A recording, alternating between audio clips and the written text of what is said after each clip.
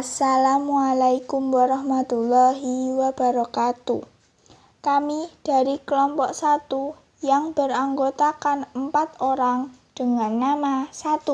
Yona Lutfianti dengan NIM 205231241. 2. Muhammad Sofyan Suryawijaya dengan NIM 205231242. 3. Fani Oktavia dengan NIM 205231278. 4. Muhammad Zidan Rifai dengan NIM 205231279 ingin menjelaskan tentang keterampilan berbahasa. A. Hakikat keterampilan berbahasa. Bahasa adalah alat komunikasi antar anggota masyarakat berupa lambang bunyi ujaran yang dihasilkan oleh alat ucap manusia. Bahasa yang digunakan sebagai alat komunikasi antar anggota masyarakat terbagi atas 2 unsur utama, yakni bentuk atau arus ujaran dan makna atau isi. Fungsi bahasa yaitu sebagai 1. Fungsi informasi, 2. Fungsi ekspresi diri, 3. Fungsi adaptasi, 4. Fungsi kontrol sosial. Penyampaian pesan berupa bunyi-bunyi bahasa yang diucapkan. Pengirim mengubah pesan menjadi bentuk-bentuk bahasa berupa bunyi-bunyi yang diucapkan atau bahasa lisan untuk selanjutnya disampaikan kepada penerima dan dikenal dengan istilah berbicara atau proses encoding. Proses pengubahan bentuk-bentuk bahasa berupa bunyi-bunyi lisan kembali menjadi pesan yang biasa kita kenal dengan istilah menyimak atau proses decoding.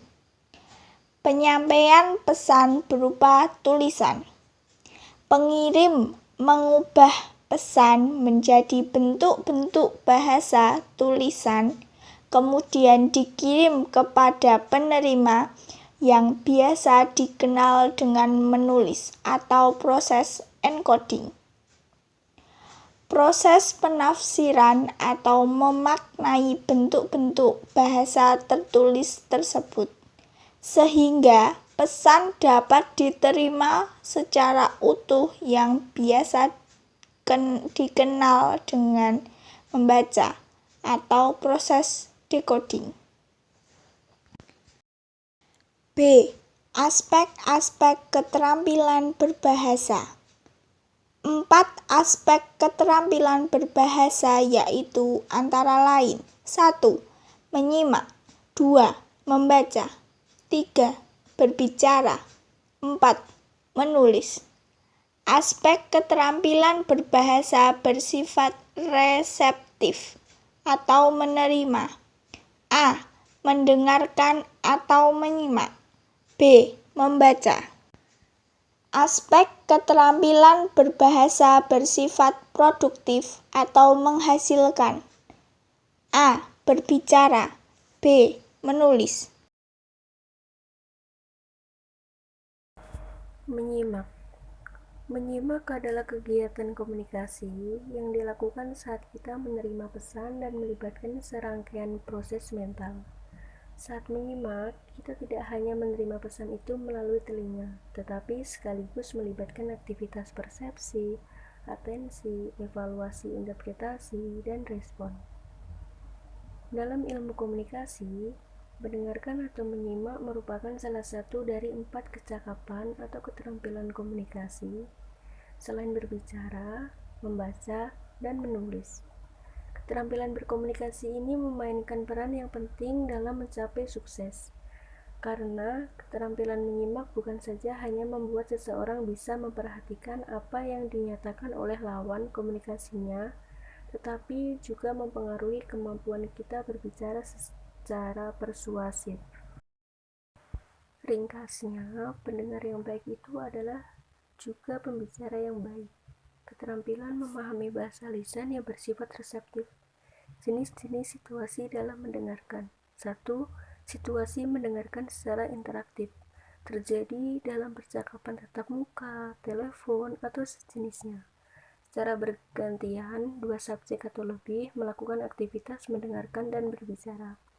Sehingga kita memiliki kesempatan bertanya, guna mendapatkan penjelasan, meminta lawan bicara mengulang apa yang telah diucapkan atau meminta lebih pelan dalam berbicara. 2. Situasi mendengarkan secara non-interaktif. Kita tidak dapat meminta penjelasan dari pembicara, tidak bisa meminta pembicara mengulangi apa yang diucapkan, dan kita juga tidak dapat meminta pembicara diperlambat. Contohnya, radio. 2. Berbicara.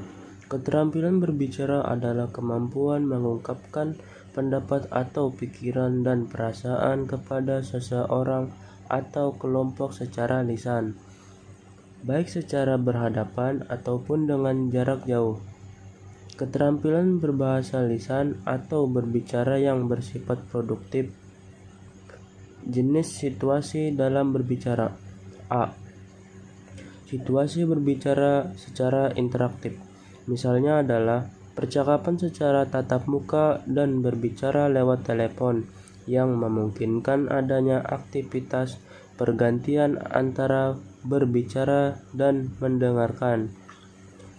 Kita dapat meminta klarifikasi pengulangan atau kita dapat meminta lawan bicara memperlambat tempo bicara. B. Situasi berbicara secara semi-interaktif. Misalnya adalah situasi berpidato di hadapan umum secara langsung. Audiens memang tidak dapat melakukan interupsi terhadap pembicara, namun pembicara dapat melihat reaksi pendengar dari ekspresi wajah dan bahasa tubuh mereka. C. Situasi berbicara dapat dikatakan betul-betul bersifat non-interaktif. Misalnya adalah berpidato lewat radio atau TV.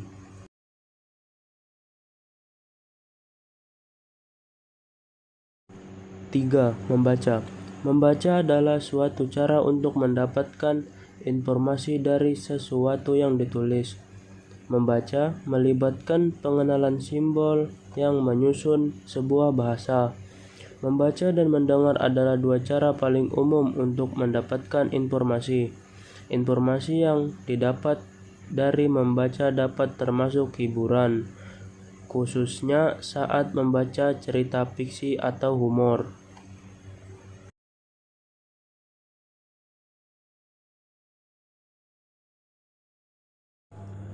4. Menulis. Menulis merupakan salah satu dari 4 aspek keterampilan berbahasa.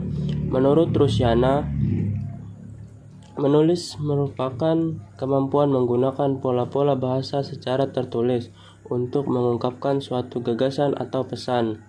Menulis atau mengarang adalah proses menggambarkan suatu bahasa sehingga pesan yang disampaikan penulis dapat dipahami pembaca. Menurut Tarigan, kedua pendapat tersebut sama-sama mengacu kepada menulis sebagai proses melambangkan bunyi-bunyi ujaran berdasarkan aturan-aturan tertentu. Artinya, segala ide, pikiran, dan gagasan yang ada pada penulis disampaikan dengan cara menggunakan lambang-lambang bahasa yang terpola. Melalui lambang-lambang tersebutlah pembaca dapat memahami apa yang dikomunikasikan penulis. Sebagai bagian dari kegiatan berbahasa, menulis berkaitan erat dengan aktivitas berpikir. Keduanya saling melengkapi. C. Keterkaitan antara aspek keterampilan berbahasa. Setiap keterampilan berbahasa mempunyai hubungan erat antara keterampilan berbahasa satu dengan yang lain.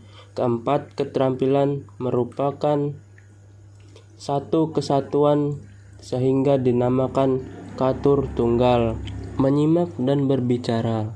Menyimak dan berbicara merupakan kegiatan komunikasi dua arah yang langsung atau face-to-face communication. Menyimak dengan berbicara mempunyai perbedaan, yaitu menyimak bersifat reseptif, apresiatif, dan fungsional, sedangkan berbicara bersifat produktif dan ekspresif. Membaca dan menulis. Menulis adalah kegiatan berbahasa bersifat produktif, sedangkan membaca merupakan kegiatan berbahasa yang reseptif.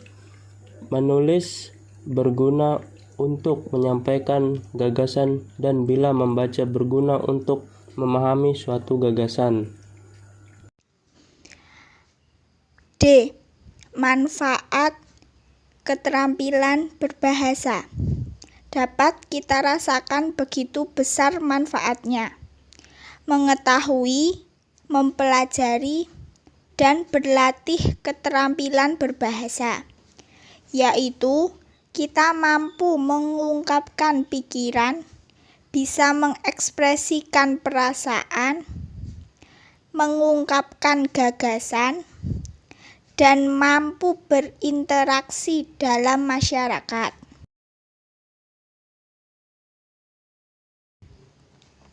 Sekian pembahasan dari kelompok 1. Apabila ada salah mohon dimaafkan karena kesempurnaan hanya milik Tuhan. Terima kasih. Wassalamualaikum warahmatullahi wabarakatuh.